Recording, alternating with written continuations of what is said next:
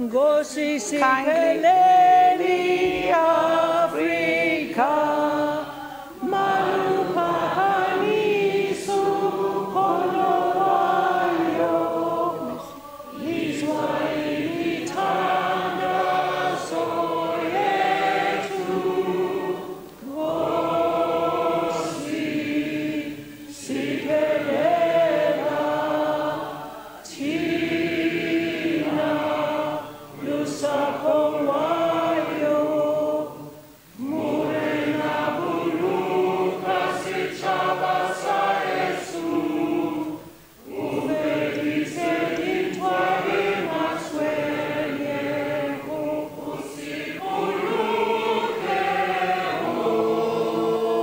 usikuluke sichaba sa Yesu, sichaba sa South Africa, South Africa.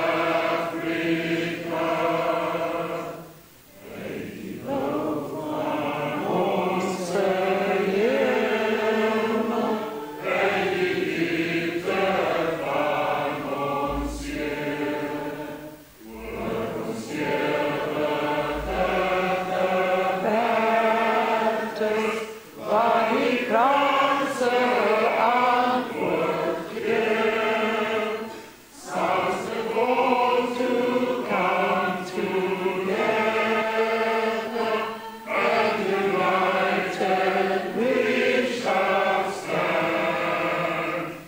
Let us live and strive for freedom in South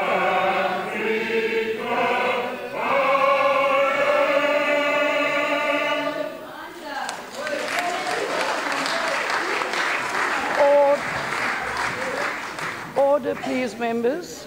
May you remain standing for the prayer. Almighty God, where you have called us to govern this province, we ask your help to make decisions and laws that will be just and will promote the interests of the people.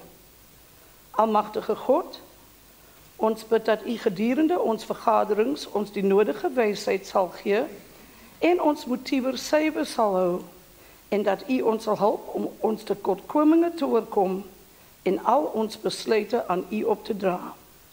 Sikalele lezwi letu na bantu balo, umisili ukulungu kwipondo letu.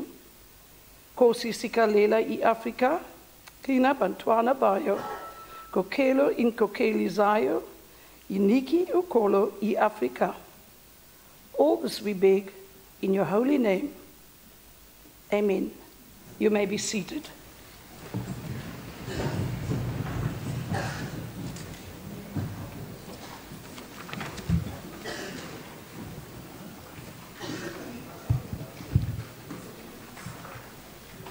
Good morning, honourable members, distinguished guests, ladies and gentlemen. It is indeed a privilege and a pleasure for me to welcome you to this very auspicious occasion today, that of the State of the Province Address. I would like to draw the attention of the guests in the gallery to the fact that you need to put your cell phones on silent, no flash photography, and that you are not allowed to participate in the proceedings of the session. That includes no heckling, no clapping, no cheering, no interjections. We are pleased to have you with us, but please kindly abide by the rules as they are posted on the reverse of your tickets and in the gallery above you. I have to call you all to order to announce that due to the resignation of Mr. Dan Plato, a vacancy occurred in the representation of the Democratic Alliance in the Western Cape Provincial Parliament. This vacancy has since been filled by the nomination of Mr. Regan I. Allen with effect from the 11th of December 2018. Mr. Regan Allen was sworn in the Speaker's Chambers on the 11th of December 2018. We welcome the Honourable Member.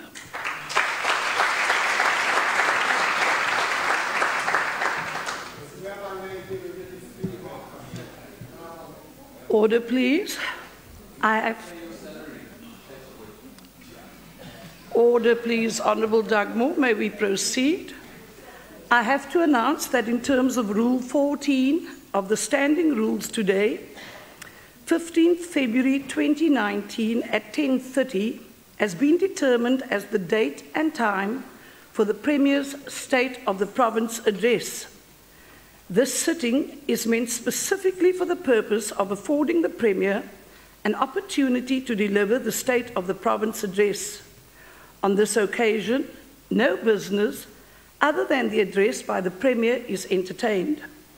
I also wish to remind members that the debate on the address will take place on the 19th of February, where members will have an opportunity to fully engage and debate the Premier's address. On the 21st of February, the Premier will reply to the debate. I also want to take this opportunity to welcome our esteemed guest to the Western Cape Provincial Parliament. I now afford the Honourable the Premier, Premier Helen Zille, the opportunity to address the House. Premier.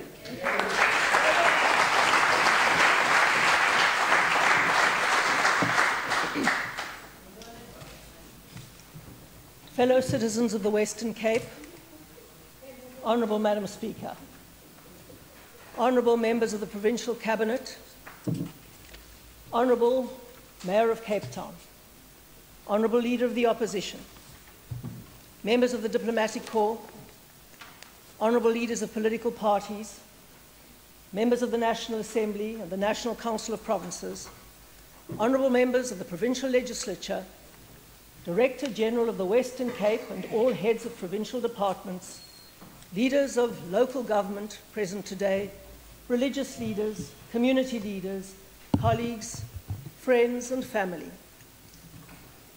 Speaker, this is my final State of the Province address, and I am deeply grateful for the opportunity we have had together to serve our citizens over 2 stable terms in office.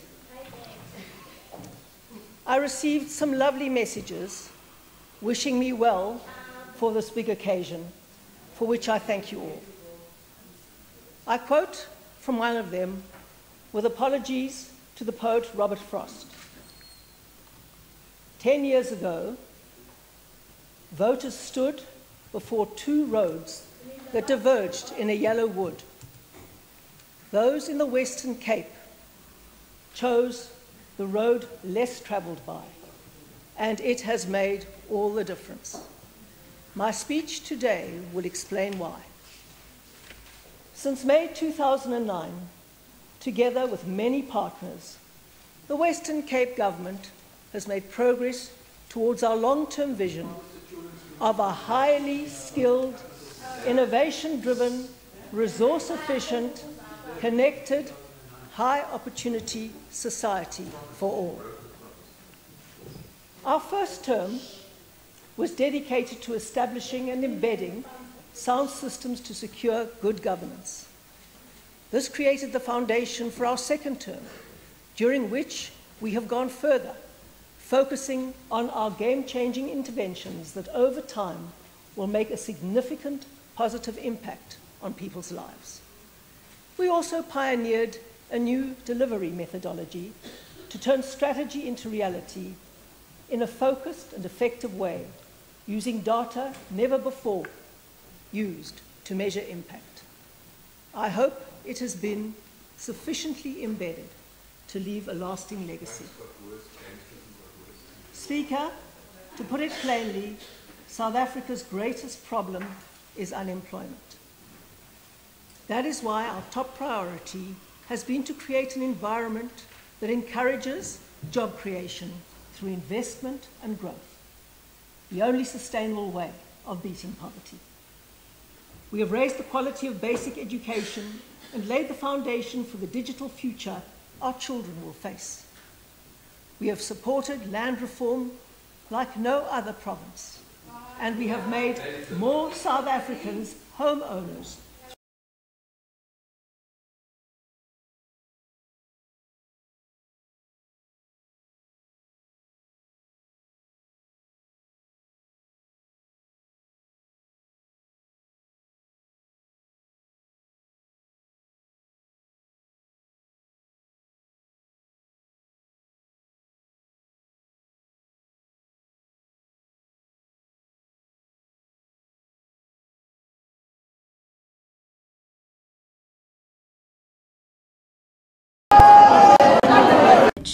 pull every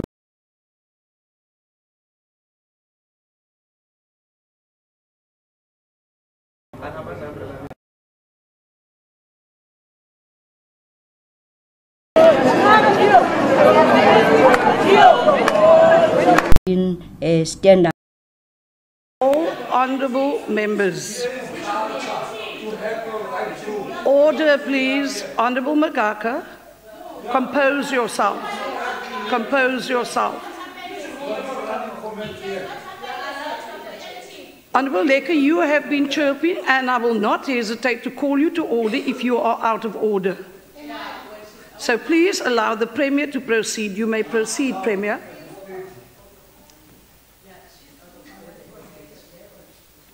Speaker, we continue to build the partnerships necessary to foster safer communities within our limited oversight mandate and to hold the South African Police Service and the national government accountable for their policing mandate. The progress we are making is cause for optimism for every South African. There is a way forward for South Africa. I would like to thank the Director General, my Cabinet and caucus colleagues, heads of department, the Delivery Support Unit, the Premier's Office, my department, and all of the 84,000 employees who go the extra mile to serve the public every day. No words can express the debt of gratitude that every citizen of this province owes you. The government is particularly grateful for those partners in other spheres of government, civil society, business and labour, disaster management services, universities, the diplomatic corps, families, not least of all our own, individuals and friends worldwide who have contributed to achieving our objectives. Speaker, may I just ask you, the lighting in this chamber is very difficult for me to read the auto cue. So may I ask that if I can just have the written version of my speech, because I'm battling to read the auto cue, so I would prefer it this way. Thank you very much. Speaker. Honourable Chacha, the Premier has printed the document on her own paper. Excuse me. You may proceed, Premier. A whole-of-society approach is essential to make our province better together.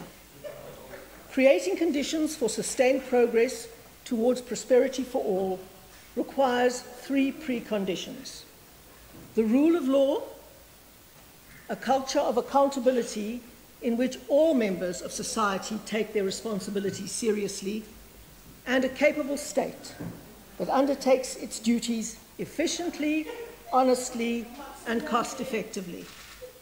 Make no mistake, Speaker, good governance makes a difference to citizens, whether they are Premier, aware I'm of sorry it to interrupt or not. you. Kindly take your seat, please.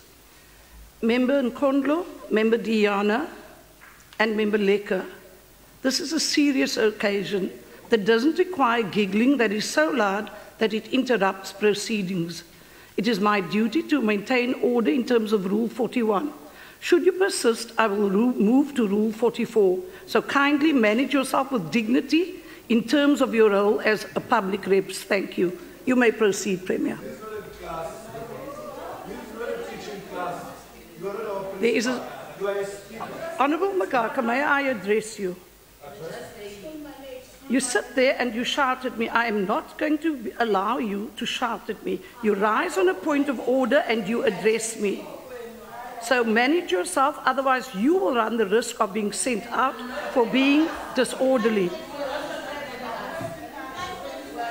And it might not be a class, it is an auspicious occasion that requires dignity and respect. That is all I am asking. Dignity and respect. Speaker, with due respect, yes. I think, Speaker, you are the person who is disruptive here. People are just doing their job. Our job here is to do what we are doing. You know, it's part of our... If you are going to treat us as if you are a student, you are our teacher in a classroom, and that's not going to happen. You will rather chase us away if you want us to listen. Thank you, Honourable Magaka. You are allowed to exercise your democratic right, but the minute it goes beyond the rules of order, where it becomes disruptive and it affects the dignity and decorum of this House, then I have to call you to order. Thank you. Kindly compose yourselves, members. Thank you. Premier, you may proceed. Thank you, Madam Speaker. Make no mistake, good governance makes a difference to citizens, whether they are aware of it or not. Today I will share our story of progress on the road less travelled over 2 terms. But first, let me welcome President Ramaphosa's commitment last week to try to repair some of the damage of the Zuma years. Given the conflicting voices emanating from the ruling party on how to address the Eskom crisis, however, the prognosis is not altogether promising. I have to state plainly that, as a province, we have often made progress despite the national government. While there are examples of constructive partnerships, many of the key areas under national responsibility on which we all depend have all but collapsed. These include, most worryingly, the criminal justice pipeline, policing and investigative capacity, the train system, major water supply projects, land restitution and redistribution, the fishing rights regime, state procurement systems, and of course, all state-owned enterprises. Corruption is so entrenched in the fabric of national government that it is hard to see how it can be eradicated without destroying the governing party. To the extent that our constitutional mandate allows, the Western Cape has a different narrative. We have been building the capable state for 10 years now, and the results have begun to show. At 83%, the Western Cape received the highest number of clean audits in South Africa in 2018-19 across all entities and departments. Once again, at 83%, we were well ahead of the next province, Gauteng, with 52% clean audits. Today, we are the cleanest government in South Africa. Honourable Quite David. a turnaround from the situation of 0 clean audits when we took office in 2009. However, the requirements of achieving clean audits, which is a concept unique to South Africa, are often so constraining that they throttle innovation and progress. We need, therefore, to move urgently to a system of auditing for impact and results. But what is undeniable, Madam Speaker, is that good governance enabled us to spend 82% of the provincial budget on delivering services to the poor. As a capable state, we've also been able to leverage our monitoring and support role over local government to embed good practice. And it shows. In 2009, when we took over, no Western Cape municipalities received clean audits from the Auditor General, apart from the Cape Town Metro. Fast forward to 2016-17, and 21 municipalities in the Western Cape achieved clean audits. In fact, throughout South Africa, Madam Speaker, 64% of all clean local audits were from one province, the Western Cape. During this time, we have learned firsthand how an economy responds to good and stable governance.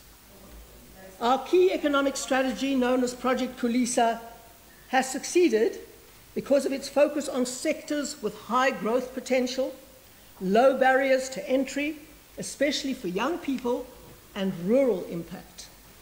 The sectors are agri-processing, tourism, oil and gas, and the green economy. The results of this and other strategies are clear. We have South Africa's lowest unemployment rate, at a full 14 percentage points below the national average on the expanded definition. We've created 40,000 new jobs in the Western Cape since the start of the administration's first term, based on this week's latest official statistics compared to the third quarter in 2009. It is worth mentioning, Madam Speaker, that if every province had done that, South Africa would be close to the 5 million job opportunities Jacob Zuma promised the country by 2020. This is the only province that has made its contribution towards that objective.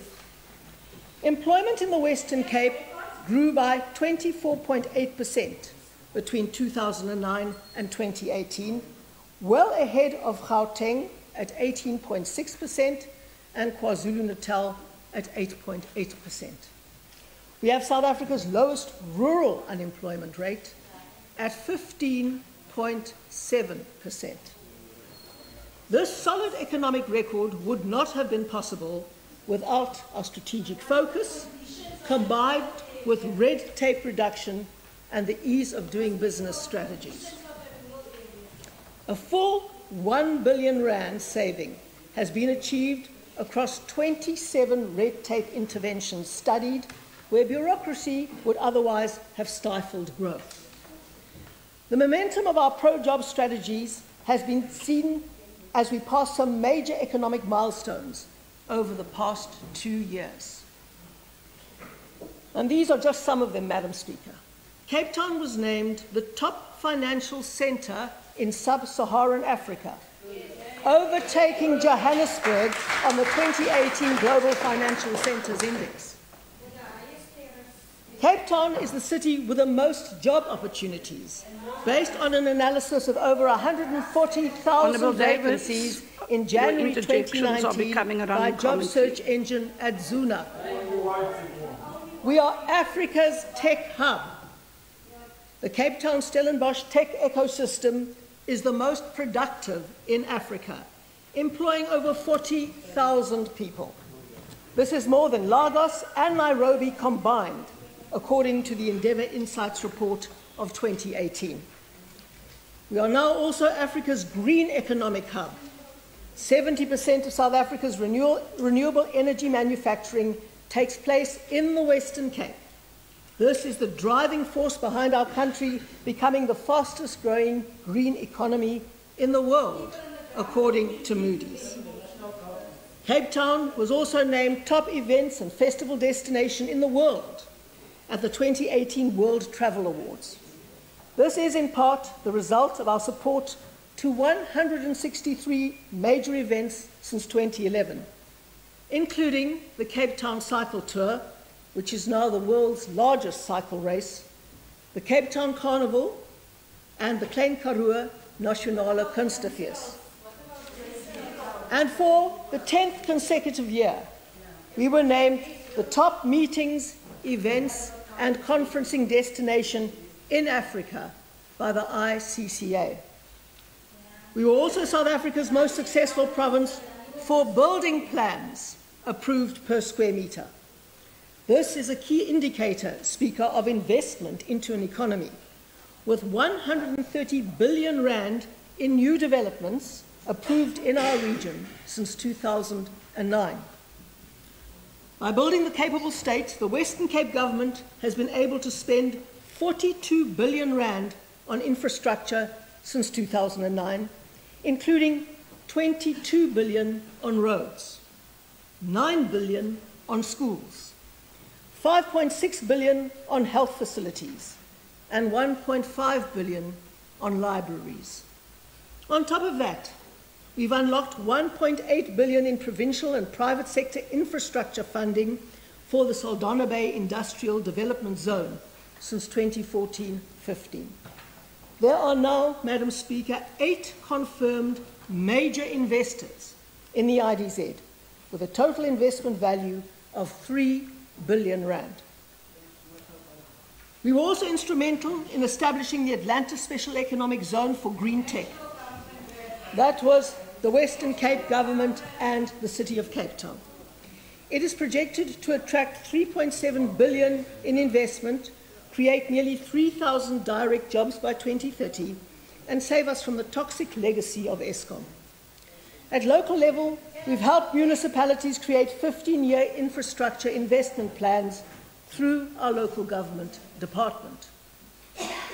Wesdro, our world-class trade, tourism and investment promotion agency, has secured 299 investments since 2009, attracting 100 billion worth of foreign direct investment and creating over 19,000 jobs in our region.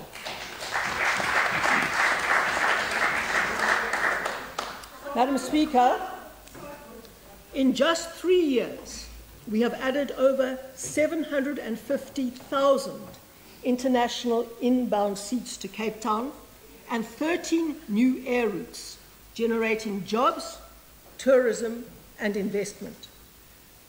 These expansions have injected an estimated 6 billion rand in tourist spend into the local economy. Speaker, tourism means jobs. Estimates based on the new Hong Kong route have shown that 1,000 jobs can be created in our economy for each new air route added. We continue to add new tourism offerings to attract more visitors, such as cycle routes, a Mandela legacy route, and a new archaeology and paleontology route to show the world that humanity did indeed begin in Southern Africa. In today's world, and especially in our climate-sensitive region, we recognize that growth and development must be sustainable. As government, we are playing our part. We have reduced electricity consumption in our metered buildings by 24% since 2015. Remarkably, these public buildings are now so energy efficient that monthly electricity usage is roughly half of that of the private sector. Water consumption, Speaker, is also down 20% over the same period.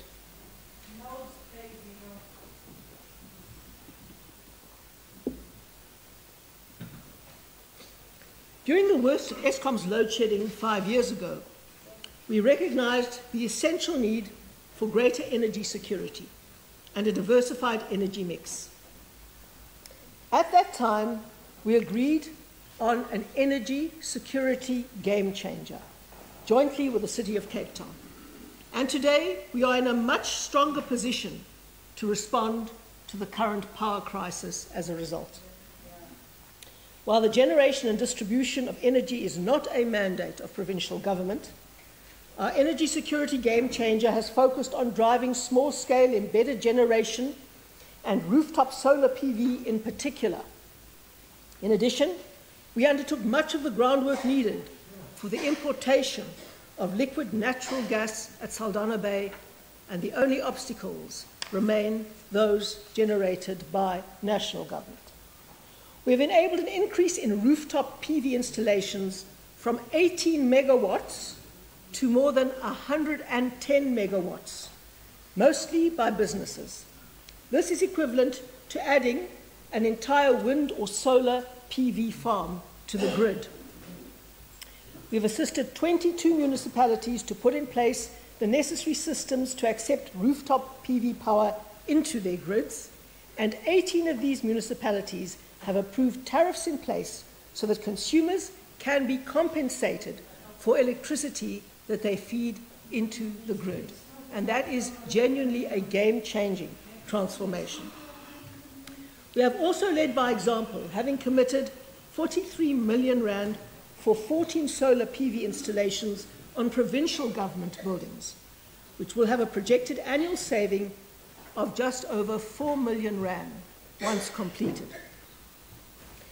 These initiatives and other sources, such as the hydro plant at Steenbos Dam, have helped to reduce the grid load, providing insulation from stage 1 load shedding.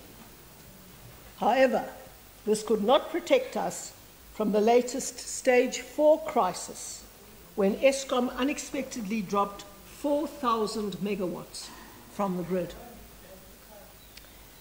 The need to drive local energy security remains as great as ever, and I call on businesses and households in the Western Cape to invest further in solar photovoltaic. We will continue our efforts to make this as easy as possible while ensuring public safety. And this is essential in order to ensure that there aren't any disasters generated by poor installations of solar PV. There has been much fanfare around the announcement by Total of a significant gas discovery off the southern coast of our country. It has been called another game changer for South Africa. However, the prospects of realizing this are still a long way off, and it is not a quick fix. A much more immediate game changer, Speaker, would be the importation of liquid natural gas, LNG, through Saldanha Bay. Firstly, this would enable Eskom to run its Atlantis power plant, Ankerlig, on gas, rather than the hugely expensive diesel, where trucks have been running non-stop during the past week at R1 million an hour.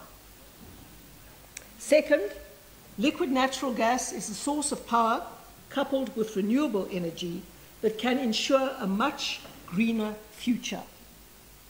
Together, of course, with consistency of supply, which we have off our coastline. The water crisis, Madam Speaker, although its immediacy has been ameliorated, needs as a priority the fixing of the National Department of Water and Sanitation, and this is as urgent as the need to fix Eskom. The National Department must now move on their bulk supply mandate regarding the Clanwilliam Dam, the Brandvlei Dam, and the Berg River Full-Flow Augmentation Scheme. If those had been done on time, we would have been in a far better position to weather the crisis of 3 years of unprecedented drought. In the province, we have played our constitutional roles of local government oversight and particularly disaster management, and often stepped in with essential maintenance of infrastructure where the national government failed to do so on its own infrastructure. Since 2009, Madam Speaker, we have diligently overseen municipal spending of over 1.1 billion rand in grant funding for bulk water supplies, ensuring that all municipal infrastructure grants were fully spent. Order, please. We've cleared more than 250,000 hectares of water-sapping alien vegetation from our nature reserves. Order. During the Premier, worst of the kindly drought, take your seat, please. Member Davids, you will be afforded an opportunity at the debate. Your interjections are now becoming a running commentary. Kindly be aware that you may interject, but if it becomes a running commentary, then I need to call you to order. I'm sorry.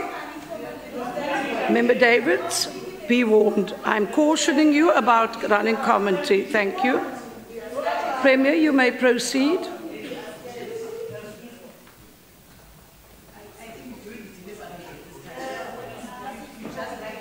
You may proceed, Premier. Thank you, Madam Speaker. During the worst of the drought, technical and financial support was provided to municipalities, including geohydrologists, to ensure successful groundwater interventions. This year, the Department of Local Government spent 78.2 million rand on drought-related projects. By working with residents, municipalities, and NGOs, we have so far managed to prevent any town from running out of water, although Beaufort West, the Central Karoo, and Kannaland remain severely stressed.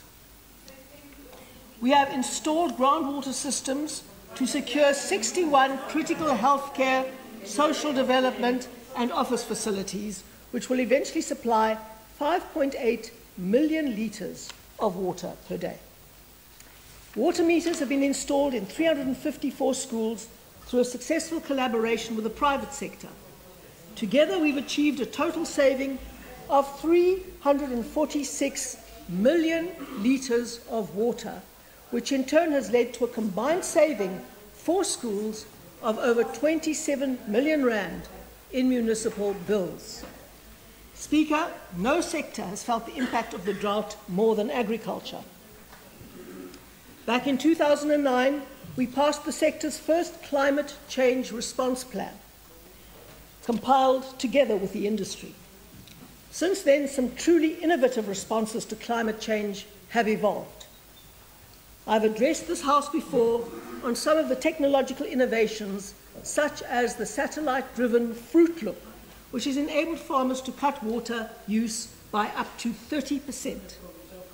We've also introduced a method of conservation agriculture for wheat farmers, which has delivered an economic benefit of 341 million rand, with wheat production higher across the board despite the drought.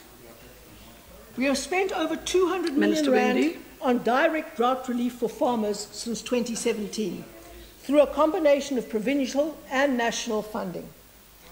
This support has been particularly meaningful to emerging farmers, many of whom have remained in business due to emergency fodder supplies and other support measures.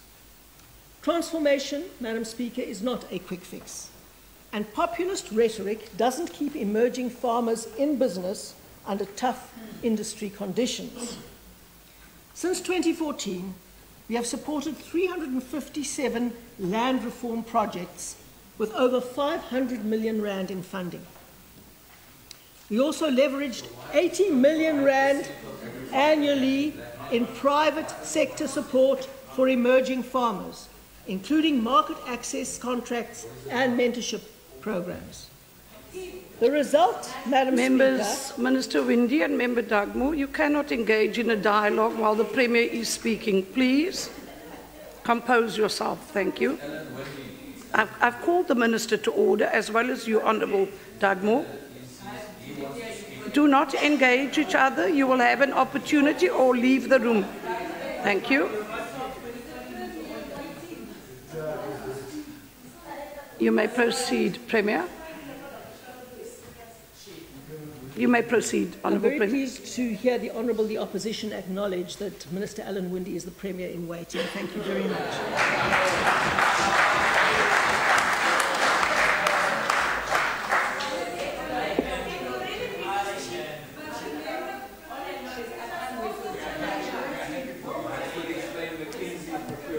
Order, please, members.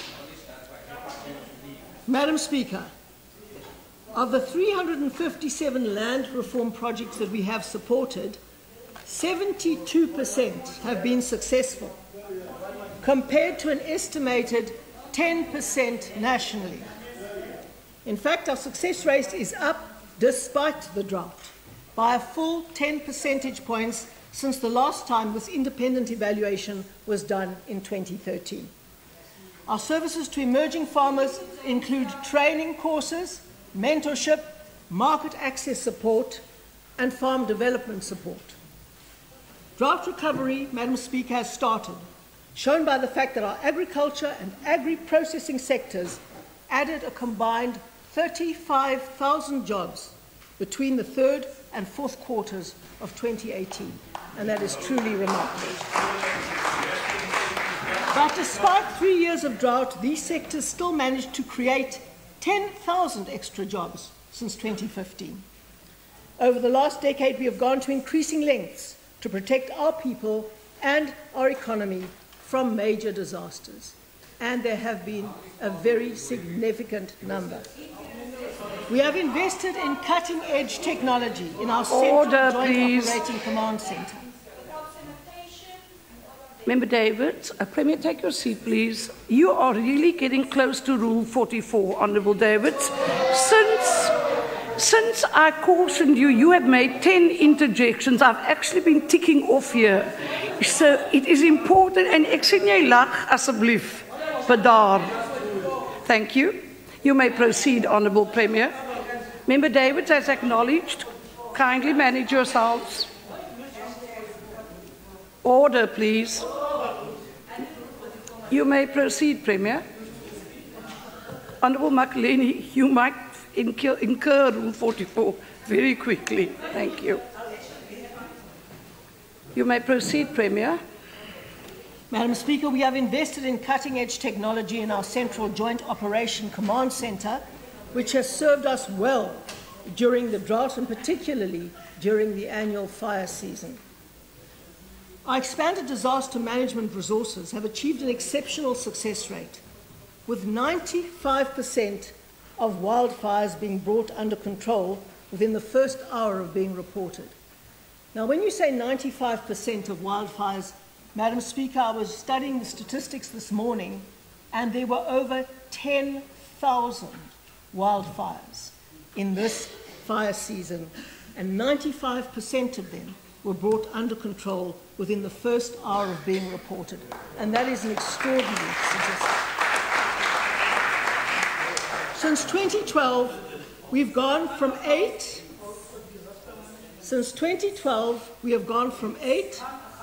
to 26 firefighting aircraft operating across 36 runways.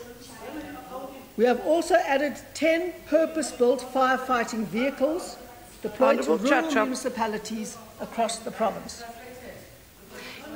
Excuse me, the honourable member will have an opportunity to express his frustration in the debate, not today. Thank you. You may proceed, Premier.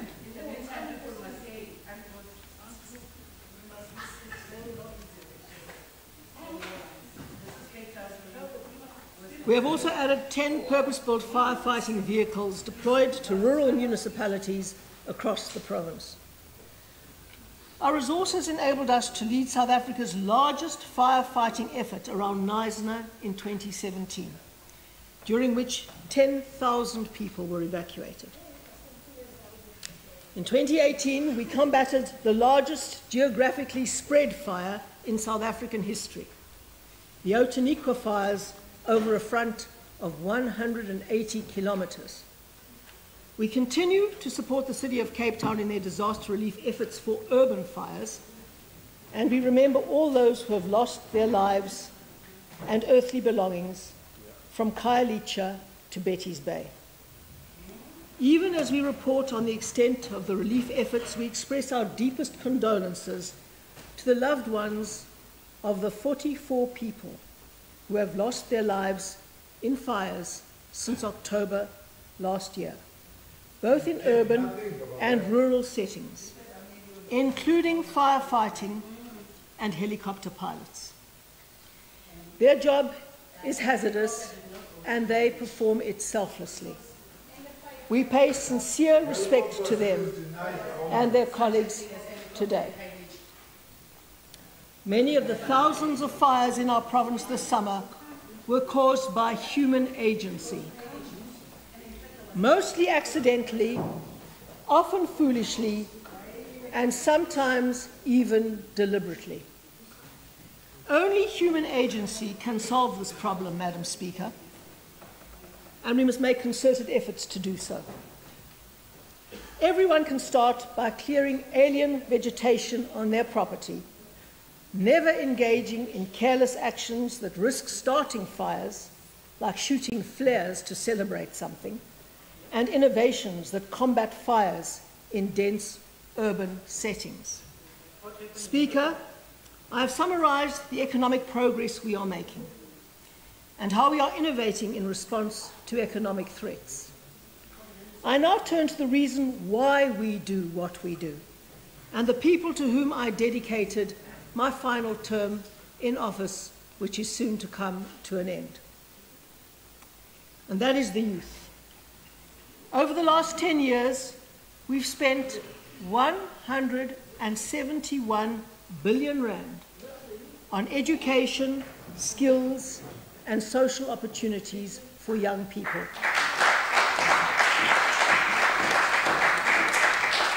In 2018 alone,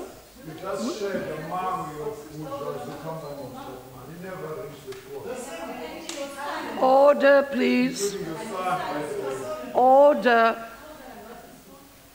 In 2018, Madam Speaker, we spent over 24.8 billion rand, 38% of our budget, on Sorry, Premier, I'm addressing both sides of the House. Ministers Fritz, Schaefer, Honourable Makaleni, you cannot engage in a conversation. Please compose yourselves. I know you were sick, Honourable Joseph, and it's very good to see you back. Thank you. That's not a point of order. Carry on, Premier. You may proceed. Madam Speaker, in 2018 alone, we spent over 24.8 billion rand, which was 38% of the budget, on child and youth-related services, including e-learning, broadband, infrastructure, education, early childhood development, and child protection services. Our government has also prioritised a range of bursaries, skills training, internship and learnership opportunities for young people. We designated apprenticeships as a game changer and committed to work with national government partners who run technical and vocational education and training colleges, known as TVET colleges. Much still needs to be done to improve and promote TVETs. They really should be the engine rooms of opportunity for the majority of young people looking to start their careers. We are working with local high schools and colleges to create a skills pathway for our learners, and with employers to open up the workplace for apprenticeships and other training opportunities. Despite the country's sluggish economic growth, our apprenticeship game changer is on track to meet our 2019 target of 11,000 learners entering apprenticeship training opportunities and of 13,000 qualified apprentices entering the labour market in our key sectors.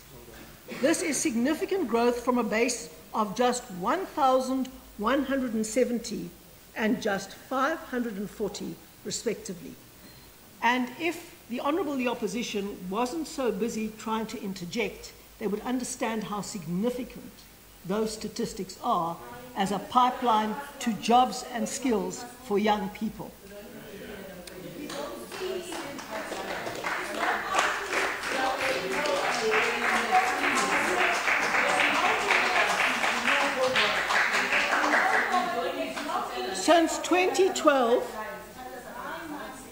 Since 2012, Madam Speaker, we have run a government-wide internship program known as the Premier's Advancement of Youth or PAY program. Around 4,300 internship opportunities have been created since PAY's inception. This includes 700 opportunities just this year alone, which the province is funding to the value of 31 million rand. Our other major bursaries and learnerships over 2 terms include the Masaki Sizwe bursary scheme in disciplines involving the built environment, that is 776 bursaries at 86 million rand. And the National Youth Service Learnership and Skills Program, that's 2,959 beneficiaries at 65.8 million rand. The Chrysalis Academy trains 600 youth annually, and our Further Education and College Training Partnership has afforded more than 1,000 youth the opportunity of furthering their education.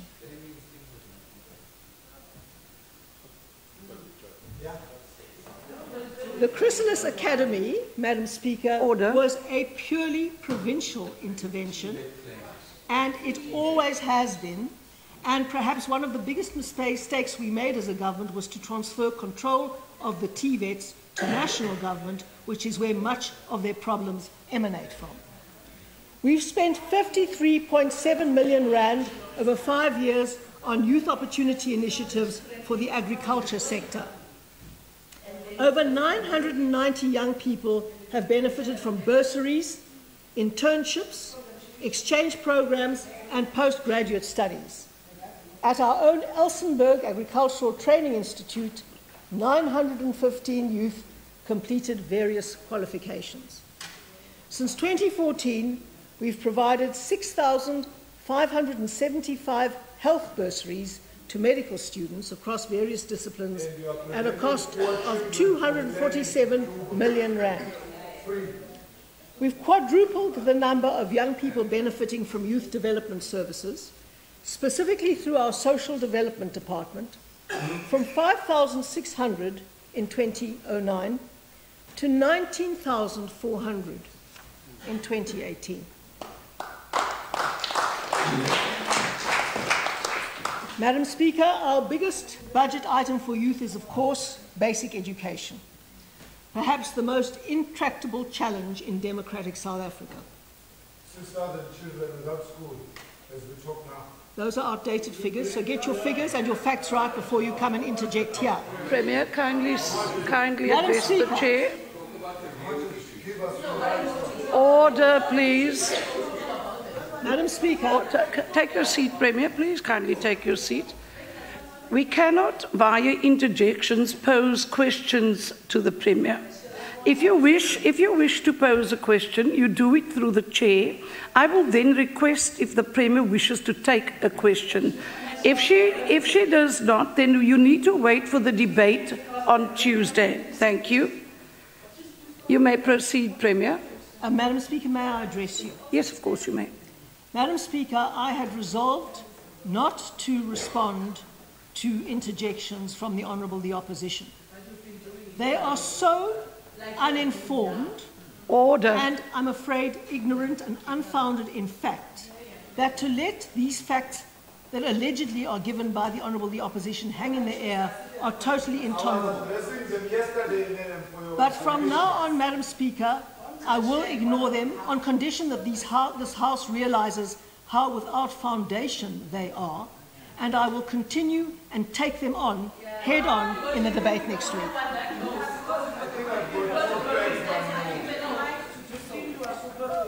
Excuse me, Premier. There's a point of... Honourable Premier, kindly take your seat. Member Joseph, is it a point of order? Yes. I would like to say that Is it a point of order, Honourable Joseph? is taking exception for the attitude that the Premier display in terms of That's not a point of thinking order, of us. Honourable Joseph. Kindly take your seat. Tivubali, it's not sustained. Take your seat. That's not a point of order. You may proceed, Premier. May I appeal to both sides of the House, on my right and on my left? Order, please. Honourable Dugmore. I don't have a monopoly. Honourable Dugmore, if I may address you, there is no she. In terms of the proceeding, it is the Premier or the Honourable Premier. We do not refer to each other as he or she. We refer to each other as Honourable. Thank you. Order, please.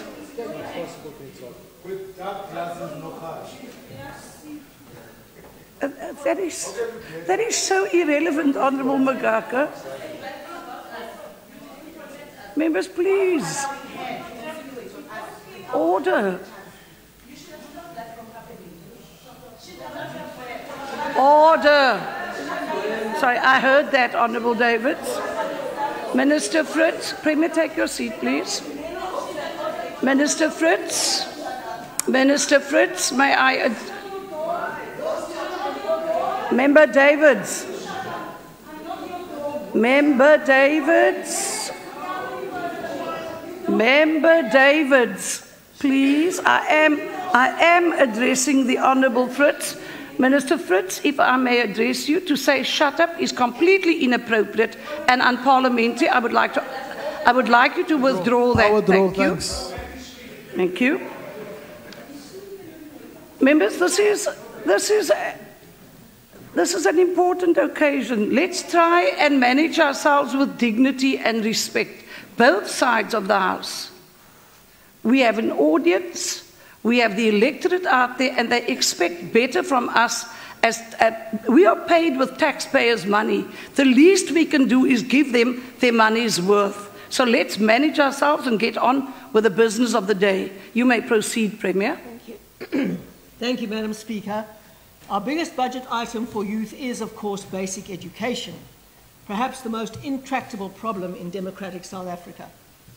To address this challenge, we recently passed the most significant measure in education reform since 1994.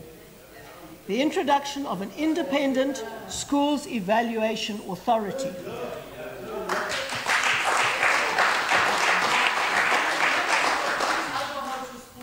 We believe the SEA will deepen accountability in public education. In time, every school in the province will be independently evaluated with a focus on the efficacy of teaching and learning in the classroom. The reports will be published online for parents to see how a school is performing. Our reading and math scores are higher than the national averages of all African states, including in the wide-ranging SACMEC 4 report. This is an authoritative internationally published study around the midpoint of our time in office, and we only expect to improve from this point. The SACMEC report further indicated that the Western Cape has an advanced reading score that is double the national average. 72.7% compared to 36.1% nationally. We were also well ahead of the second-ranked province, Gauteng, at 54%. So our advanced reading score was 72.7%, and Gauteng, the second-ranked province, was 54%. Part of the success has been a drive to get children into education earlier. By 2018, the number of children in our funded early childhood development centres had increased to 76,000, compared to 50,000 in 2009. Monitoring and testing in the earlier grades is another key part of our strategy, and our systemic tests require 50% for a pass. Our approach to matric results is also different because we look beyond the pass rate, emphasising key indicators of quality, keeping young people in schools for as long as possible, which we call the retention rate, access to higher education, measured through the number of bachelor's passes, maths passes, and science passes. And we're also still the only province testing matric markers for competency. Again, the results are showing. Our retention rate from grades 10 to 12 is the highest in the country by a significant margin, at around 63% for the 2018 cohort. No other province managed even to get a retention rate of over 50%. In summary, since 2009, the overall matric pass rate has increased from 75.7% to 81.5%. The bachelor pass rate, Madam Speaker, has increased from 31.9% to 42.3% in 2018. The proportion of bachelor's passes in quintile 1 to 3 schools, which are the poorest schools, has more than doubled since 2009. The maths pass rate has increased from 64.9% in 2009 to 76% in 2018. And the science pass rate increased from 52.9% to 79.5% in 2018. It is simply impossible to achieve these results without pro-poor education policies, and that is what we have followed. Around 40% of all Western Cape schools are no-fee schools. We also use our own provincial funds to assist a further 218 quintile 4 schools that need support because of the poverty-stricken children who attend them. This year, we budgeted 53 million for fee exemption to assist poor learners to attend fee-paying schools, far exceeding any other province in this pro-poor policy. In 2009, the pass rate in the poorest schools was 57.5%. By 2018, it had risen to 70.5%. We've seen similar pass rates increase by 10.6% in quintile 2 and 15.6% in quintile 3 during the same period. So poor learners have shown the greatest improvement because of our investment and efforts.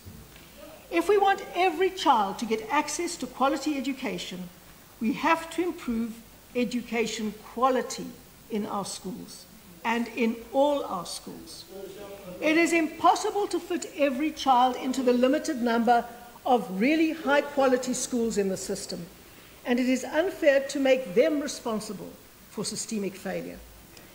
There are many willing private sector partners who want to make a difference in basic education, and we will continue to promote their involvement. We are refining a unique model called collaboration schools. So far, we have established 10 collaboration schools in disadvantaged communities as part of a pilot project attracting 150 million rand in private funding to public schools.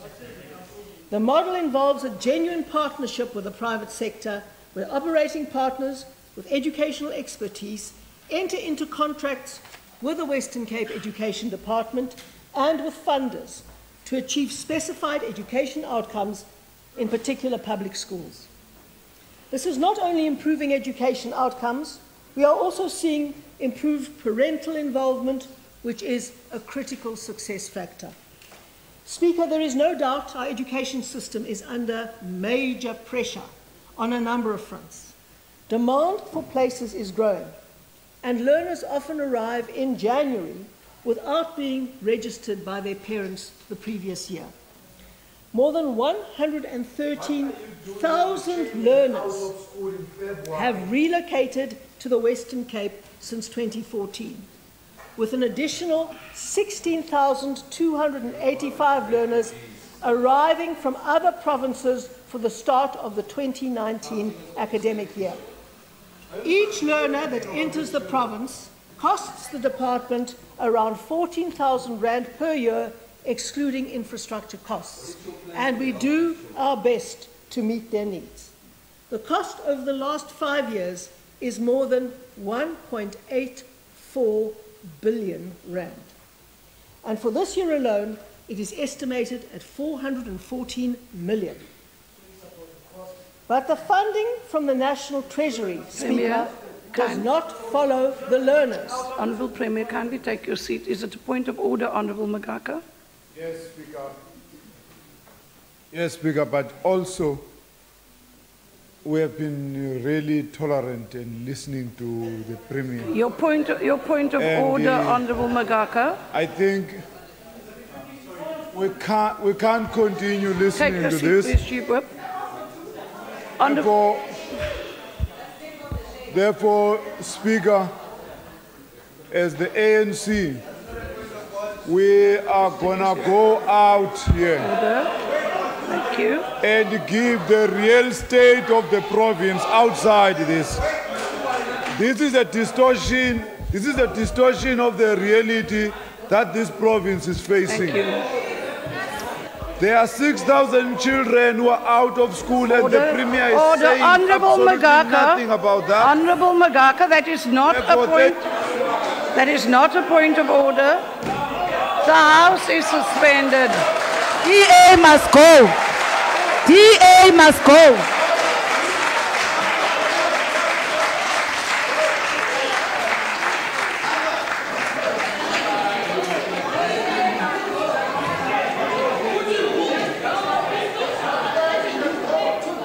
Members, kindly leave. Do not be rude and disrespectful. Members, kindly leave. Member Diana. Member Diana. Member Diana and Member Nkondlo, please leave.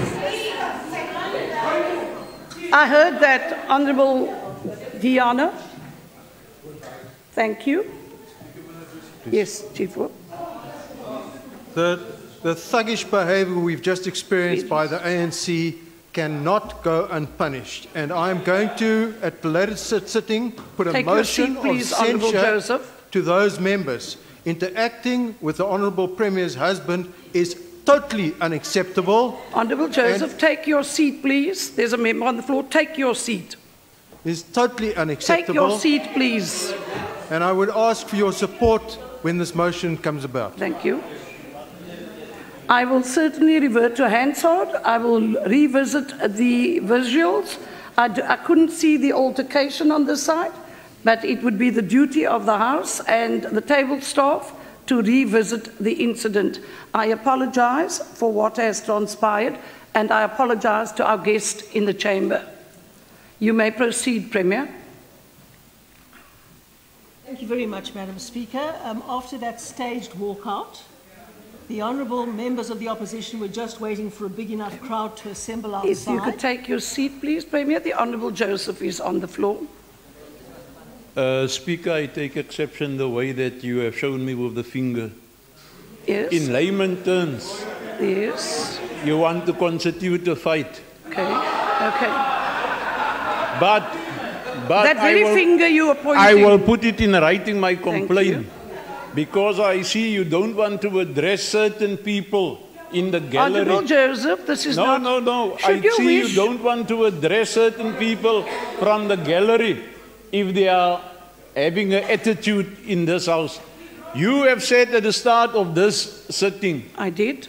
...that the people in the gallery should not participate in the debate. Proceedings. And That's you have right. explained, but I see you allow it. Honourable Joseph, did not have full vision of what was transpiring. I have told you that I will revert to Hansard. We will revisit the audio. But as an honourable member, Chief, kindly take your seat, please. You should know that when an honourable member is on the floor, it is deemed prudent for you to stay in your seat until you are recognised. And that was what I was calling you out on, because you defied me by standing, knowing that you should have been seated. Thank you. Chief Wiley. Thank you, Speaker. Under the rules of the House, 41 and 44, I must insist, please, that if members want to stand up and unilaterally make statements without authority, they must be asked to withdraw from the chamber. Thank you, Chief Whip. It is noted. May we proceed? Premier, I apologise for the walkout. I do suspect there was a method to the madness, but you may proceed with your presentation. Thank you very much, Madam Speaker. As we know that was a staged walkout, and they chose their timing very badly, because I'm just explaining exactly what we are doing to place the children who have not been able to be placed because of late arrivals at schools, and we are working day and night to ensure that those children can be placed. But the Opposition was, as I said, waiting for enough of a crowd to gather outside to go and hold their protest. And now we can continue in peace, and the rest of the citizens listening in on YouTube and other mechanisms can actually hear what I'm saying. So I am very grateful for that. The cost over the last 5 years for learners coming into this province, for which there was no budget, was 1.84 billion rand. And for this year alone, it is estimated at 414 million rand. The problem is that the funding from the National Treasury does not follow the learners. If the funding did follow the learners, we would be in a far better position to accommodate all of the learners, from infrastructure to learning resources and teachers. This is a major flaw in the system, Madam Speaker, that must be rectified. Besides these pressures, the nationally negotiated wage increases have had a devastating impact on our budget. Provinces were left to cover those increases without any additional funding, despite the recklessly negotiated salary increases that went way beyond the agreed negotiating mandate. The result of all this is, very sadly, growing class sizes because of insufficient funding to provide additional educators and classrooms, which we so desperately need. What's more, the Western Cape's population is projected to grow by 57,000 people each year between now and 2030. So budgets in which funding follows people is an absolutely essential prerequisite for meeting governmental obligation in this country. To run a rapidly growing education system, the reality is that spending will need to increase by 3.5% a year, with a 57% real increase required between now and 2030. Without a capable state at provincial level, our system would already have seized up. We have waited long enough for reforms in national funding policy, and there is not a moment to waste if we want to be ready for the enormous challenges ahead that I have just spelt out. For our part, we have built, on average, 13 schools and 206 new classrooms for every year we have been in office since 2009. This amounts to 132 schools and close to 2,057 classrooms over our 2 terms. Between 2004 and 2009, under a previous administration speaker, just 42 schools were built at a far slower rate. The fourth industrial revolution has been central to our planning for education. Learners need to be prepared for a digital world, and the smart use of technology is one of the ways of coping with a growing education system. This is an enormously challenging undertaking and involves a great deal more than getting a tablet to every child. There are many complex interdependent steps that need to be successfully undertaken before technology can make any difference in education. But for the infrastructure needs, we have made significant progress and have reached our target of full broadband coverage, reaching a total of 1,875 sites, including over 1,200 schools, more than 200 libraries, and approximately 400 other public facilities. We are now converting 1,600 of the province's broadband points into free Wi-Fi sites, with 3 gigabytes free data to the public each month, and South Africa's cheapest top-up rate of 15 Rand for 2 gigabytes, which is 40% lower than the nearest mobile competitor. The broadband program prioritized schools and our e-learning game changer, and those are laying the foundation for our children's digital future. In total, we have invested 1.4 billion into e-learning and the infrastructure required over the past 5 years. We expect the positive results to become evident over time as we continue to resolve obstacles in the pipeline, simplify the system, gather data, and measure learner outcomes. During this term, we connected over 80% of schools to free internet, refreshed 1,160 computer laboratories, delivered over 28,800 devices, created an online portal with 11,000 learning resources, and trained 70% of teachers in e-learning techniques. Our biggest challenge remains stable connectivity, capable of supporting multiple devices simultaneously, and the Eskom crisis certainly does not help. We must nevertheless press ahead to create a transformed culture of education, supported to the maximum extent by cutting-edge technology. And our teachers who have been so willing to grasp this new opportunity must be thanked and congratulated for their efforts. The general public can also access free internet in 70 Cape Access Centres, the majority of which have been built in some of the most remote rural towns in this province. Since 2013, our Social Development Department has established 9 youth cafes, now receiving 10,000 visits from young people every month, and 4 more cafes will be opening soon.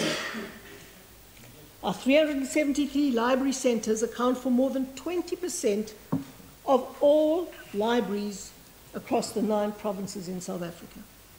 We have built 53 new libraries and upgraded a further 18 since 2009, for a total investment of 1.5 billion rand. This has empowered 42 more communities in 22 municipalities since we came into office. Rural libraries have also been connected to free, high-speed internet in 24 municipalities. Over 15.6 million library items were issued to the over 811,000 registered users in the province during 2017. For this reason, the Western Cape has the highest library membership in South Africa, and by far the highest book circulation figures of any province.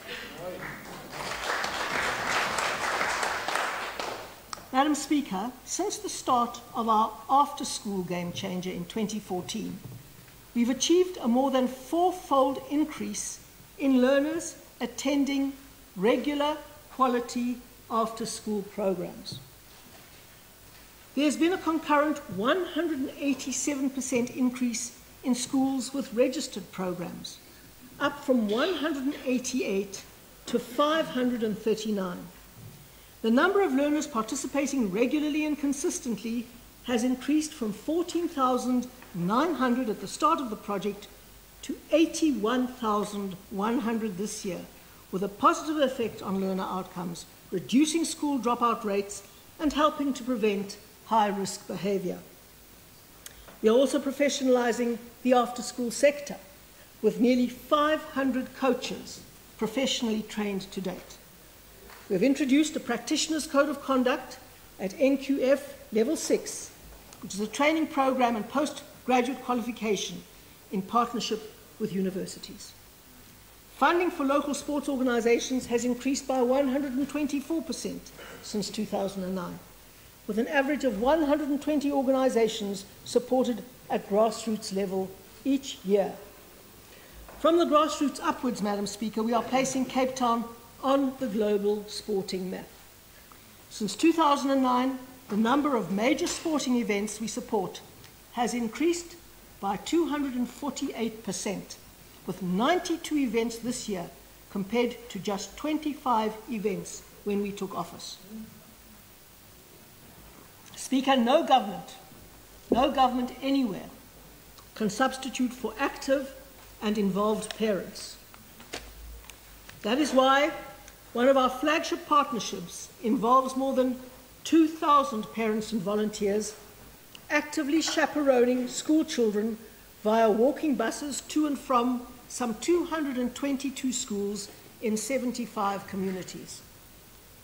During school holidays, our Youth Safety Religious Partnership has been funded to the tune of 29 million rand and reached more than 108,000 young people since its inception in 2012. Our alcohol harms reduction game changer has also focused on recreational activities for the youth, introducing computer-based ICANN Gaming Centre in Cape Town, in Town 2 in Khayelitsha, to keep our young people safe and occupied during the school holidays. CCTV cameras were also installed in the area as part of this initiative.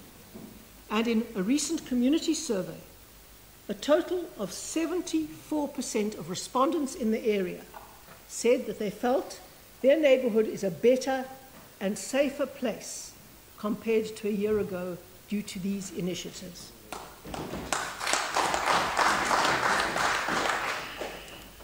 Speaker, South Africa is one of the few countries in the world that does not devolve policing functions to regional and provincial governments. This is a major challenge and something we believe needs to be changed. While we don't have operational control in any sense over policing, we have worked hard to build the partnerships needed for safer schools. We are improving coordination amongst law enforcement authorities by chairing a provincial school safety priority committee. Our education department runs a dedicated Safe Schools call centre, and we have a permanent Safe Schools representative at the Cape Town Traffic Management Centre, where law enforcement agencies converge. The dedicated schools officer coordinates response to safety problems at schools across all law enforcement agencies from this point. In addition, Speaker, a total of 109 school resource officers have also been deployed to 53 schools in high crime areas, playing a crucial role in enhancing safety. Crime has an impact on a range of critical infrastructure and services, none more so than our rail commuter network. PRASA, the national government entity which operates the train service, requires 88 train sets to run an effective service in Greater Cape Town. The available sets are now down to 46, just over half the number required, due to arson, cable theft, and vandalism. Arson damage to trains has amounted to over 500 million rand, with 148 coaches destroyed in 32 incidents since October 2015. Passengers have been forced to abandon the train service in large numbers. In 2014, over 608,000 Cape Townians used trains every day to commute. By 2017, this number dropped by over 60% to approximately only 200,000 daily commuters. This statistic, more than any other, shows the direct link between the dysfunctional rail system and congestion on our roads. The other consequence has been increased daily commuter costs, as all other modes cost more than rail, as well as an increase in travel time and frustration for everyone. We have had no choice but to invest provincial resources to compensate for the collapse of vital functions under national government control. One is a new rail enforcement unit, which is now in operation, thanks to the province's Transport and Public Works Department and the City of Cape Town signing a memorandum of agreement with PRASA. In this province, we've invested 16 million rand towards 100 additional security officials on trains, and the results are beginning to show.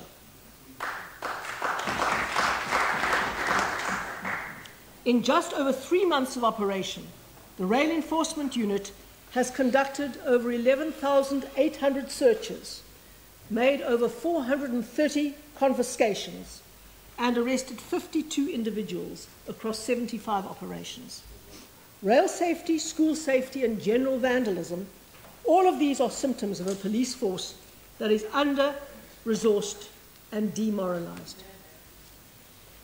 As many as 85% of police stations in the Western Cape do not have the necessary manpower or resources to effectively address crime, according to oversight conducted by the Provincial Parliament.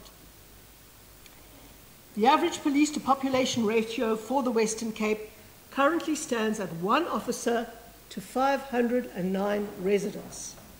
This is much higher than the national average of 1 to 369. In the metro, the situation is even worse, at 1 to 560. Crime is highest where police are the most under-resourced and the criminal justice pipeline is broken. The handful of convictions in gang-related crimes are failing to make an impact, with conviction rates as low as 10% in gang-affected precincts. In response, we set up a unique court-watching briefs unit, monitoring 3,269 cases in 40 courts across the province in 2017. In many instances, the work of this unit successfully prevents cases being dropped from the roll and helps achieve convictions on the basis of evidence. In total, we have made over a dozen formal demands for more policing resources in the Western Cape, and we certainly do so every year in our annual policing plan, which the national government is supposed to base its allocation to the Western Cape on. In this regard, because our petitions have failed, we welcome the recent High Court ruling ordering the national government to provide more policing resources in poorer, unsafe communities, and we are grateful to the NGOs that helped drive this initiative. More recently, we offered to fund additional policing reservists to bolster policing resources and to encourage over 84,000 provincial employees to take up administrative relief duties at identified stations in support of police personnel. To hold the police and the national government accountable, the Western Cape has pushed the boundaries of its oversight powers over policing more than has happened in any other province. And there is much more in the pipeline. The background to the establishment of the Khayelitsha Commission of Inquiry and the creation of the Office of the Police Ombudsman are well known. I don't have to repeat them here. The bottom line is that we are the only provincial government to have defined our oversight powers in legislation with the promulgation of the Community Safety Act. Formal accreditation and resource support to neighbourhood watches is another first for South Africa, also under that act. So far, we've accredited over 290 neighbourhood watch structures with a vetted membership of 14,000. These organisations are the core of safety partnerships that must develop further to involve every resource, formal and informal, that our government and communities can muster, applying technology to help enhance community safety. Speaker, those partnerships must be bolstered by the work we are doing to promote spatial transformation. There are many components to the strategy, including integrated human settlements, affordable housing, development planning, traffic management, and public transport. Since 2009, we have delivered 212,967 housing opportunities. I see that Minister Madikizela counted them to the last 7. So we have delivered 212,967 housing opportunities across the Western Cape. In the current term, we have exceeded our combined target for housing and service sites in every financial year since 2014. And we are on track to meet 100% of our targets by the end of this term. As a result of our human settlements delivery strategy during this term, we injected 19.3 billion rand into the construction and the real estate sector and consistently ensured that not less than 50% thereof benefit SMMEs. This has facilitated an estimated 2,400 job opportunities in the construction industry, with 342 young people completing our capacity building program. Going forward, a total of 105,500 housing opportunities are in the pipeline for completion by 2022 as part of our catalytic program. And all of those projects are at various stages of design, planning, and construction. Opportunities are aimed at the poorest residents and will benefit, amongst others, informal settlement dwellers along the N2 in Cape Town, and we would be able to move far more quickly if it wasn't for internal community conflicts, also for farm workers in Transhex at the Breda Valley, and Vlakkeland in Paarl, as well as residents of the Southern Cape in areas such as Thembeletu, Wilderness Heights, and Saferfontein. We are also placing a particular emphasis on property ownership as a pathway out of poverty. Since 2009, 103,000 people have received title deeds across the Western Cape. In every financial year of the current term, the Western Cape has exceeded its title deed delivery targets by a minimum of 2,000. This has reduced poverty as beneficiaries are now property owners. Through our efforts in the Western Cape, we have brought the title deeds backlog down to 25%, compared to 59% nationally. This has been possible through a dedicated team tasked to expedite the transfer of title deeds across the province. Speaker, I have used this platform on previous occasions to advocate for fundamental reform in national housing policy and the nationally set subsidy regime within which we must all work. Demand for housing is simply too high to sustain the old model of free housing, only limited to the truly indigent. Government must understand that its key role in housing provision is to facilitate and incentivize large-scale private sector entry in low-cost formal housing.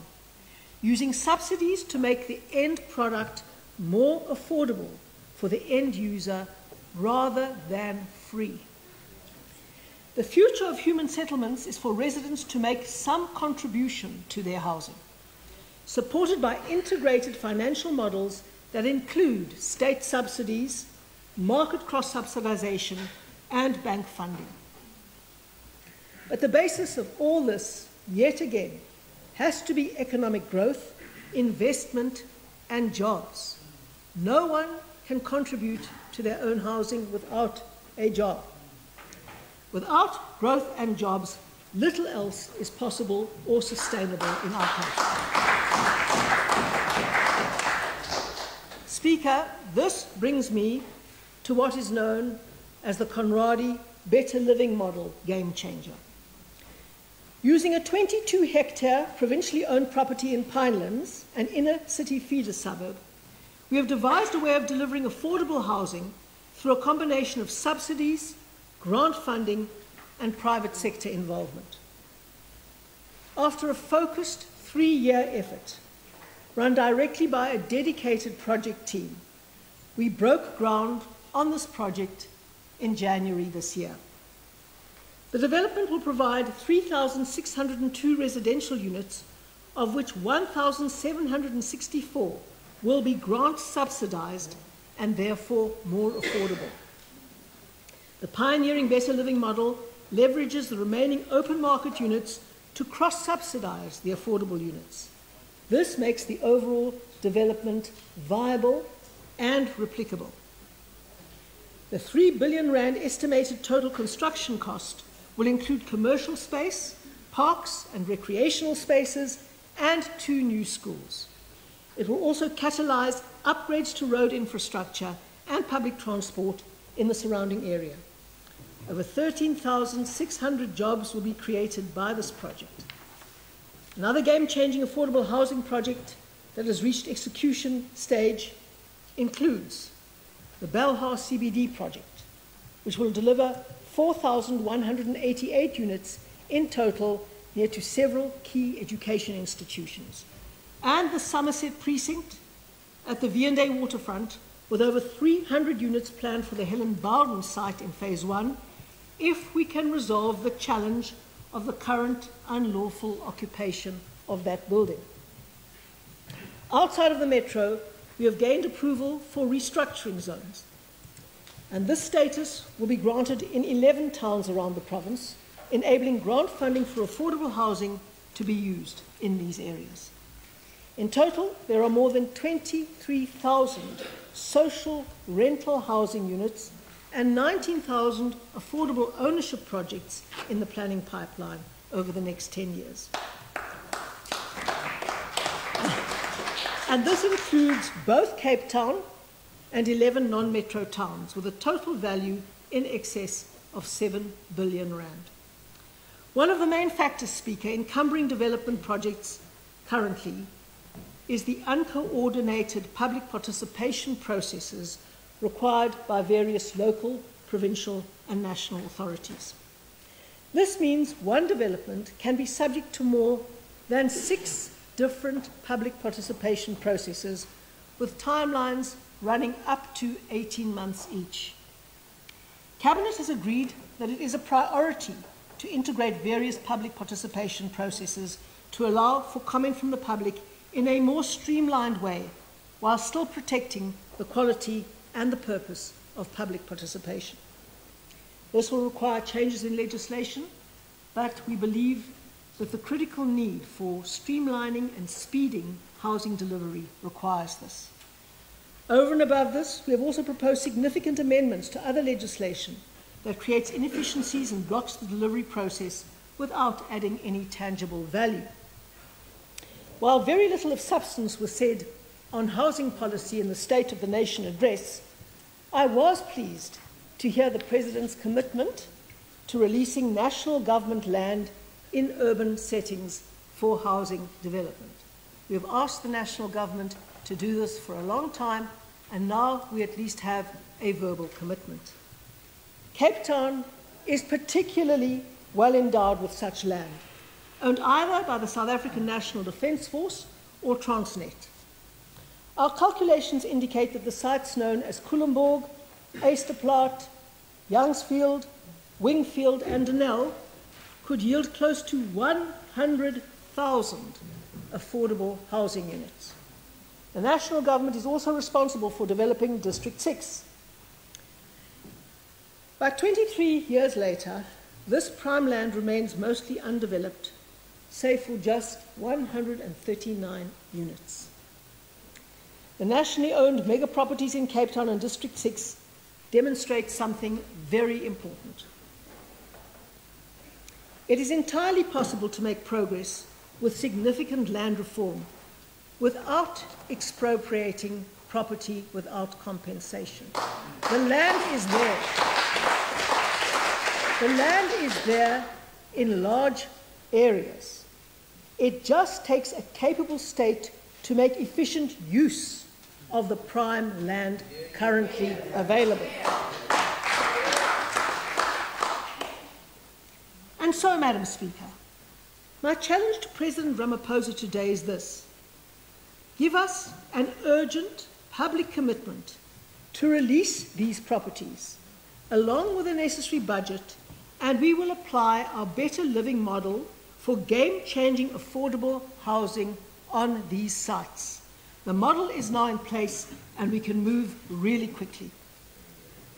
Speaker, local government also has a big role to play across all of our housing programs, particularly in terms of bulk infrastructure, which is obviously needed to support integrated human settlements. Through our monitoring and support role, we have assisted municipalities to deliver on their basic service mandate. Access to piped water stands at 99% overall in this province, according to Stats SA's June 2018 census for municipalities. Access to electricity is at 97%, that is when Eskom isn't load shedding, it is at 97%, and waste removal is at 98%. On sanitation, 14 out of the top 20 municipalities with the highest household access to sanitation are in just one province, the Western Cape. Overstrand, at 99.2%, is the highest in the land, according to Stats SA's Community Survey 2016. Poorer households in the Western Cape benefit the most from free basic services. According to Stats SA data in 2017, our province showed the highest proportion of consumer units for free basic water at 76.4% of consumers, and while in the Western Cape was 76.4% with free basic water, the next province was the Eastern Cape with 41.8%. Free basic electricity to 32%, followed by the Eastern Cape at 27.8%, free basic sewerage and sanitation at 67.9%, followed by the Eastern Cape at 39.2%. Today, residents in remote rural locations are also more easily accessible to a range of government services. Since 2009, we've added 9 new Tusong centres to the 28 across the province, and these provide services to 1.3 million people annually who would otherwise battle to access a range of government support services due to their remote rural location. And travelling across the province as I do, it is quite touching to see what a provision of a Tusong centre means in people's lives. Municipal, given all of these combined efforts, it is no wonder that in 2018, Ratings Africa rated the Western Cape municipalities as the best in the country, with a combined average rating of 62% compared to the national average of 41%. Municipal IQ also found a total of 8 out of the top 10 municipalities in the National Municipal Productivity Index are in the Western Cape. So 80% of the most productive municipalities in the country are in this province. Beyond the monitoring and support we provide to municipalities, we view local government as our allies in development and growth. Our regional socio-economic program, that we know as RCEP, is a joint planning initiative with municipalities to develop infrastructure in disadvantaged communities. Since inception in 2014, we have expanded the RCEP program to 10 municipalities. A total of 310 million rand has so far been injected into RCEP projects through a combination of funding mechanisms. Projects include safe walkways, trading hubs for local entrepreneurs, multi-purpose sports centres, and youth centres with free access to the internet in rural communities. We're also applying both the RCEP and the violence prevention through urban upgrading methods to a flagship development in Manenberg.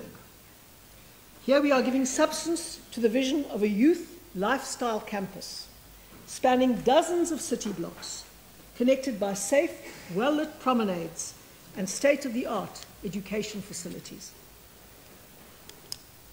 Together with our community partners, we have devised a preferred scenario for how best to deliver a 590-bed regional hospital, 4 upgraded primary schools, and a brand new schools of skills, so desperately needed in that community. Having laid the foundation in this term together with the city and the community, I look forward to witnessing the spatial transformation of Manenberg in the years to come. But this must go hand in hand with social transformation. The purpose is to offer youth a viable alternative to the gangs and drugs culture. It is up to them, their families and parents and communities to seize this opportunity. Ongoing investment into our roads network in particular has made communities more connected and economically active. In total, Speaker, we've spent over 22 billion rand since 2009, half on maintaining the good network of roads under provincial authority and half on constructing new roads. Our investment has ensured that 95% of all kilometres travelled by vehicles in the Western Cape are on roads in a fair to very good condition, according to a comprehensive study. Not only do we keep roads in good condition, we are also making them safer by leading in traffic management innovation.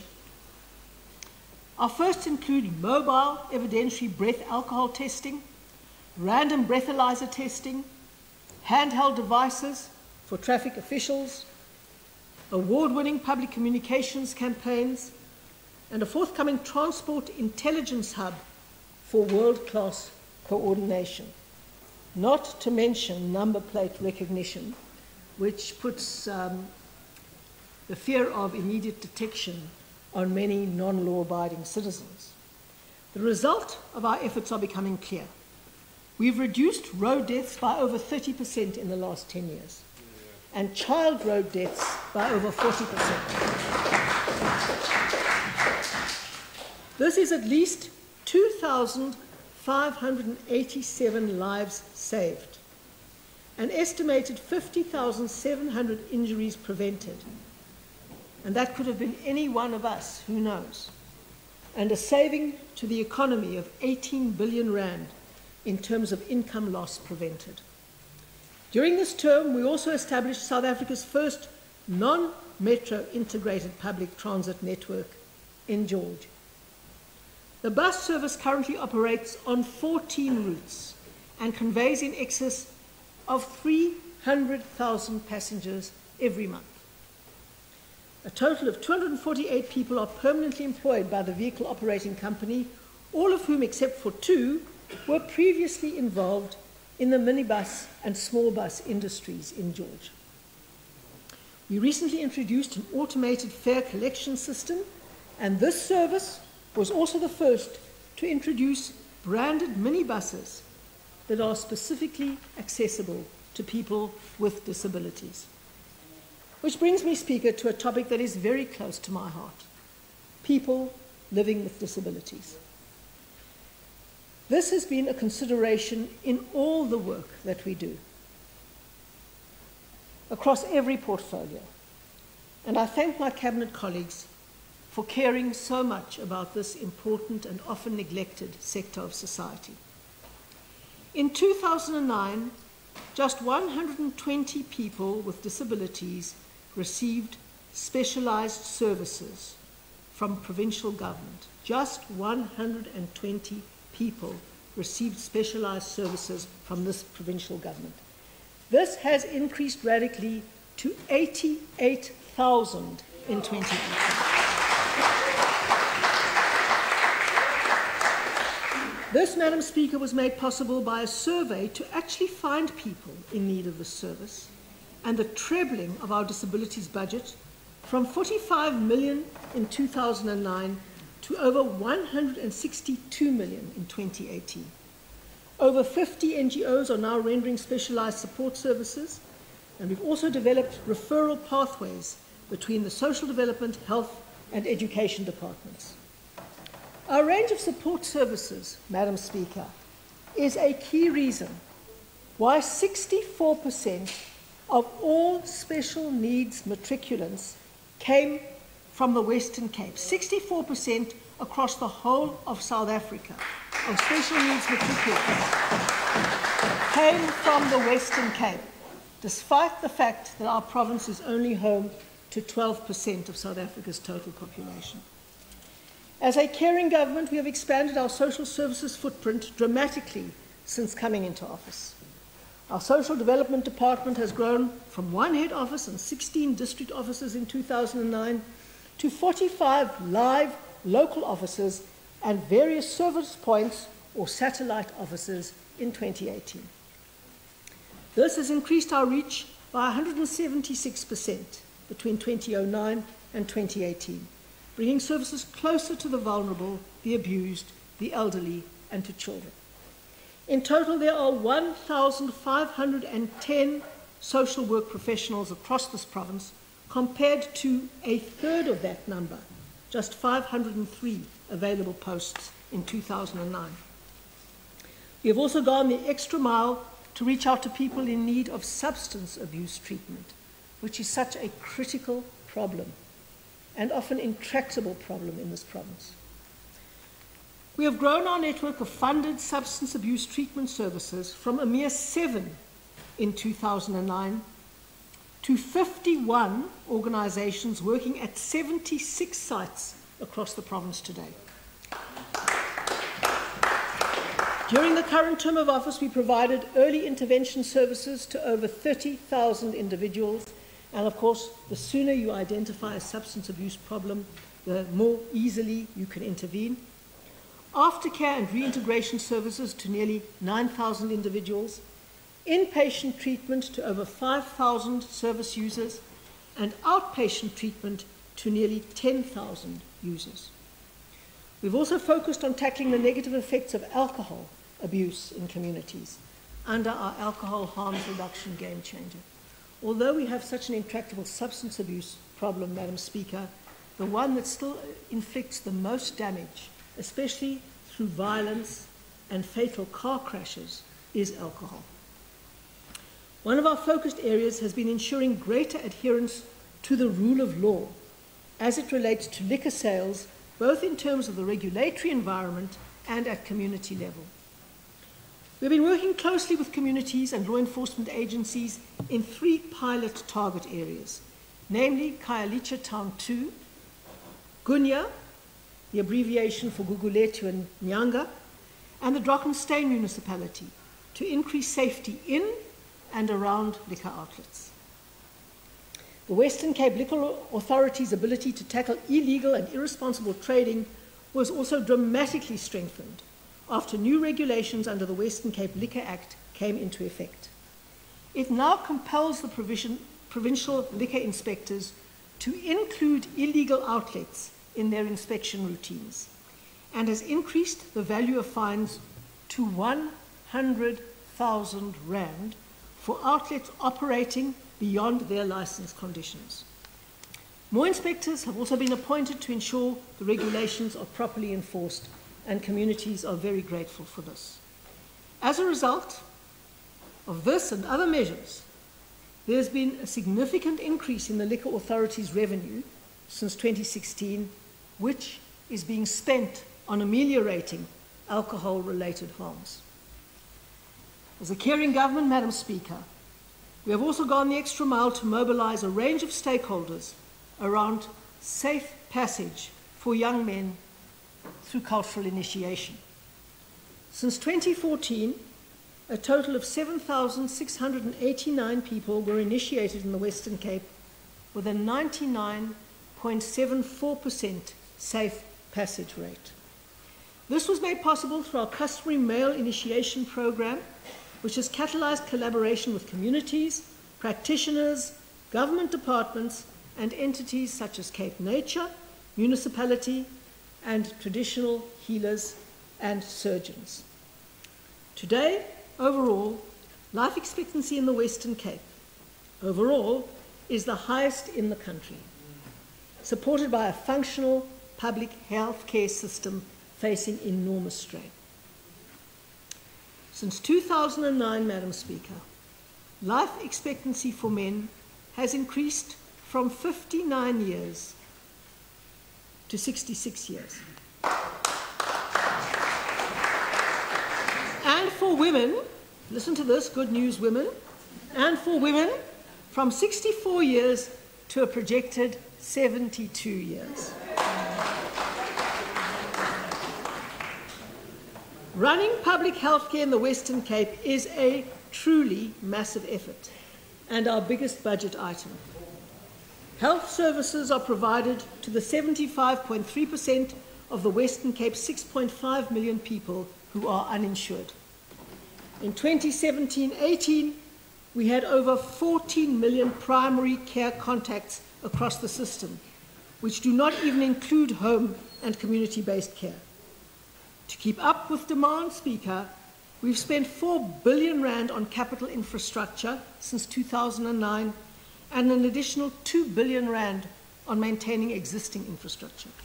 This investment includes major new district hospitals in Khayelitsha of 330 beds and Mitchell's Plain 391 beds, an emergency medical service data center to the value of 250 million rand, 10 emergency centers replaced or upgraded, 40 new primary healthcare centers completed, and 11 new ambulance stations built. Our growing network of facilities and numbers of patients have required new and innovative responses to service delivery. A central depot has been set up to manage medicine distribution to healthcare facilities across the province, and this has made an enormous difference. Our health department has refined a system which helps to prevent local stockouts of medicines which the province is responsible for supplying. Patients are foremost in our planning considerations. To make it easier for stable patients to collect chronic medication, we launched the chronic dispensing unit from 6,000 collection points, other than health facilities, for medication sent by courier. This service has grown to a point where, on average, 380,000 patients receive parcels from the CDU every month, and over 4.5 million medicine parcels are distributed every year. The Western Cape has the highest percentage of households living within 30 minutes of their nearest health facility, at 91.5% of people, according to Stats SA's General Household Survey 2016. To ensure rural access to healthcare, our HealthNet patient transport system operates at about 230 pickup points across the province. Every year, over 150,000 patients are transported to healthcare facilities through this 90 million rand service. This system is unique to the Western Cape. It exists nowhere else.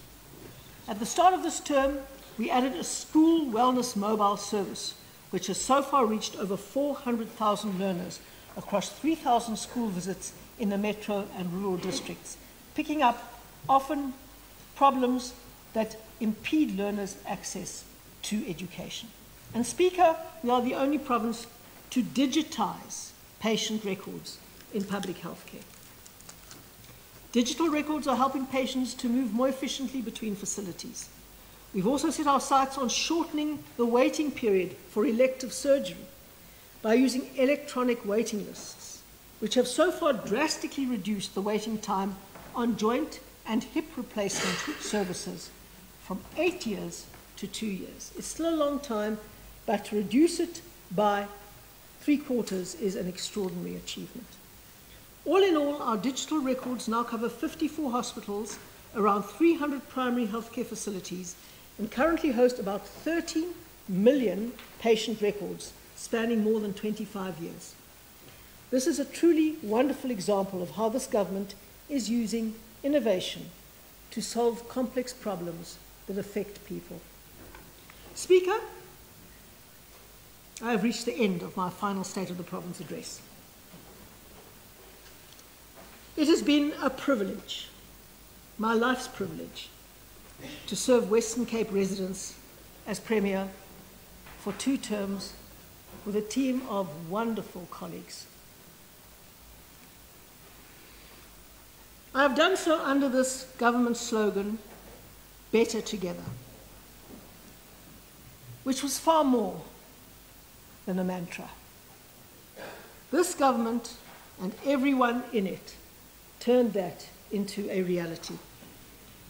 Of course, there is always room for improvement, but we are truly better when a capable state delivers on its constitutional mandates and residents, families, communities and individuals take full responsibility for the roles they must play.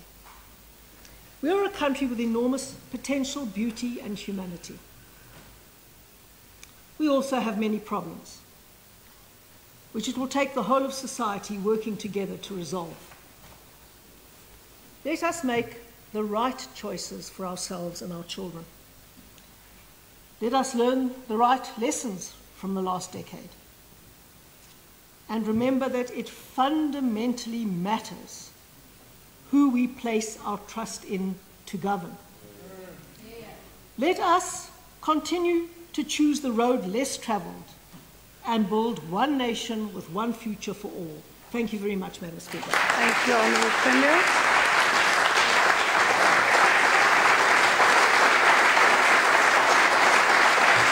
Order.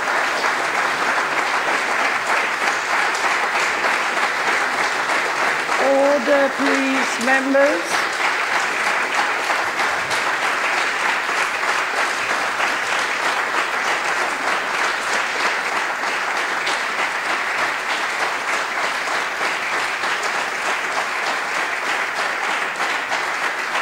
Order, please.